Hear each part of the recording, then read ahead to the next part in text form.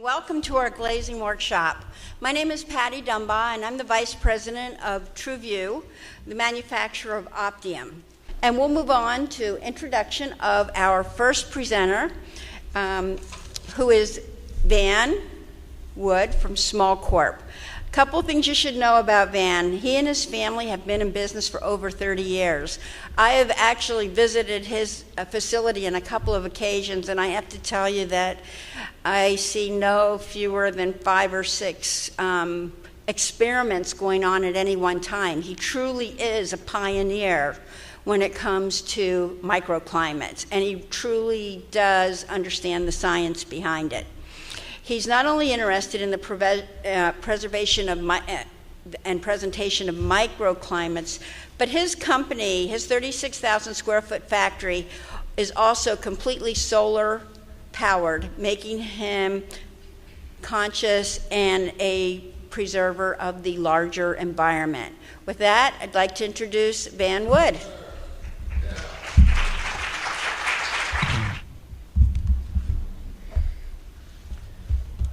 So I didn't really know exactly who was going to be attending this session, so I don't, and I sort of still don't know who you all are, but I didn't know what sorts of things you were going to be interested in or what your level of expertise was going to be. So this is a sort of an overview of a few things having to do with Optium and microclimates. I'm sure we've all had the experience of the curator or designer who wants the impossible. For many years at SmallCorp, we've had a way we describe the customer who wants something with mutually exclusive properties. At any rate, this is the kind thing that we have to say about them. We say, oh, they want it anti-reflective, anti-static, hard-coated, UV filtering, lightweight, break-resistant, and 10 feet long. Well, we can't say that anymore because now TrueView Optium really does cover all those bases. For many fabrication techniques involving Optium, my first caution is don't try this at home unless you're an experienced acrylic fabricator. Building a museum-quality vitrine is difficult enough with regular acrylic, but Optium presents a whole new level of difficulty. If you are an experienced fabricator yourself, have one on your staff, or use an outside fabricator, this talk will inform you about the kind of results you can expect. Although the base material of Optium is the acrylic we all know so well, the abrasion-resistant and anti-reflective coating is impossible to glue to. Actually, the gluing challenges with Optium are essentially the same as those of gluing to normal abrasion-resistant acrylic. The difference is that abrasion-resistant acrylic is available with the coating only on one side, so you've got one side that isn't coated that you can glue to. Optium could theoretically be coated only on one side, but the anti-reflective properties would be drastically reduced. So let's talk about the differences between Optium museum acrylic and museum display acrylic.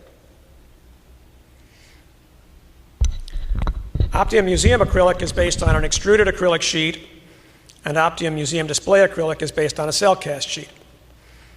These types of sheets have different properties which lend themselves to different uses and fabrication techniques, although there is much overlap. And in fact, we haven't really had any trouble fabricating with the extruded material. Extruded acrylic, which most people will be familiar with as Acrylic FF and similar products, is made by squeezing acrylic polymer into a sheet form through an orifice in a continuous process. In other words, the sheet comes out 10,000 feet long, and you just chop it up every 8 feet. 40 years ago, extruded acrylic was a low-budget alternative with substantial optical distortion. Nowadays, extruded acrylic is very high quality with low distortion below 9 millimeters in thickness. When it starts to get really thick, it still has a little bit of a wavy quality to it. The most outstanding quality of extruded acrylic is that its thickness is extremely consistent. 6 millimeter sheet is exactly 6 millimeters thick anywhere you measure it. Its disadvantages are that it may have very slight optical distortion and that it's more subject to crazing during fabrication due to internal stresses in the sheet.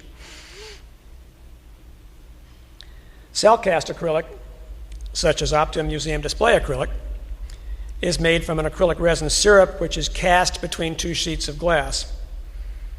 It's made one sheet at a time and comes out the same size as the sheets of glass between which it's cast. The optical quality of the surface of the acrylic is identical to the surface of the glass and should be extremely good. The other advantage is that the cast polymer is more stable and less subject to crazing than extruded polymer. The disadvantage of cast acrylic sheet is that the thickness can vary substantially from one part of the sheet to another. This makes using the Optium museum display acrylic for miter joints a problem, as it may be impossible to get the inside and the outside of the miters to line up at the same time because it's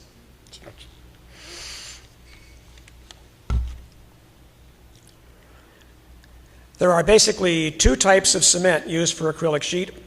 Solvent cements, usually with a methylene chloride base, that literally dissolves the two pieces of acrylic into each other, sort of like taking two pieces of hard sugar candy and gluing them together, wetting one of them and sticking it to another one. They just stick together.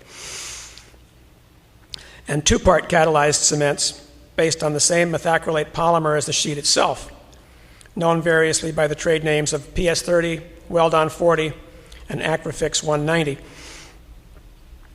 With these two-part cements, it is normal to apply an excess of adhesive, which requires removal of material after curing.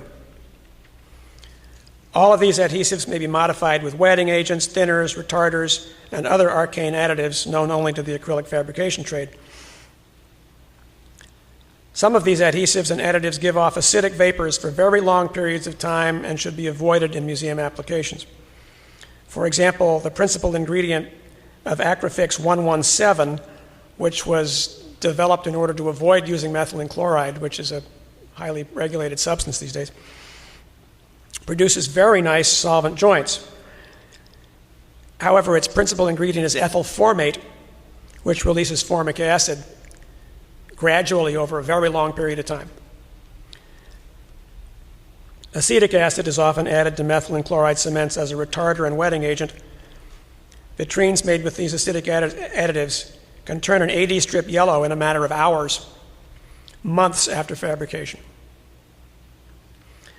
You should also be alert that manufacturers of adhesives may change their formulations without notice, so keep up to date with the MSDSs and use AD strips to test for acids.